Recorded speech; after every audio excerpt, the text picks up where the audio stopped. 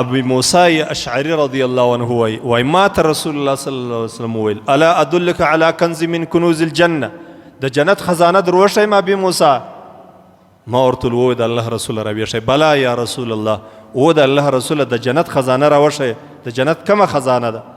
یعنی دونه ثواب لکه سړی چې یو خزانه د جنت پیدا کی تشبیه ده یو مثال دی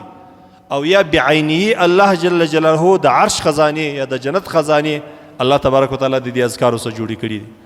وای ما ورته وویل د الله رسول د جنت خزانه راوښی رسول الله صلی الله علیه وسلم ورته لا حول ولا قوه الا بالله د لا حول ولا قوه ډیره ښه معنا ده ځکه زموږ بعضې کسان چې کله وسواسي انسان دپاره هم بهترینې کلمات دا دي لا حول ولا قوه الا بالله دی وایي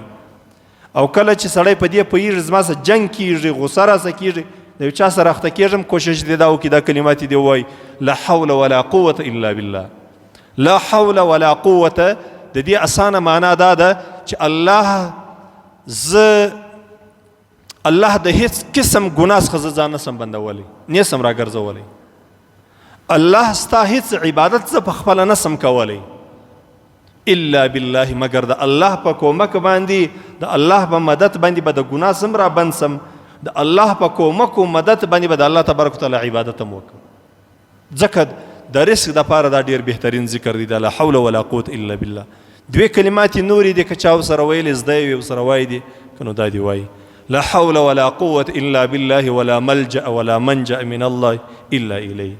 که ورسره زده وي ودي وایي که نو دا خو اسانه دي دا دي ووایي اوس دا د یو انسان دپاره ذکر دی ډېر لا حول ولا قوة الا بالله وایي په ذاکرین انسانانو کې الله تبارک وتعالی د حسابي او د دغه حدیث شریف روایت بخاری او مسلم دواړو کړی دي ډېر معتمد حدیث شریف دی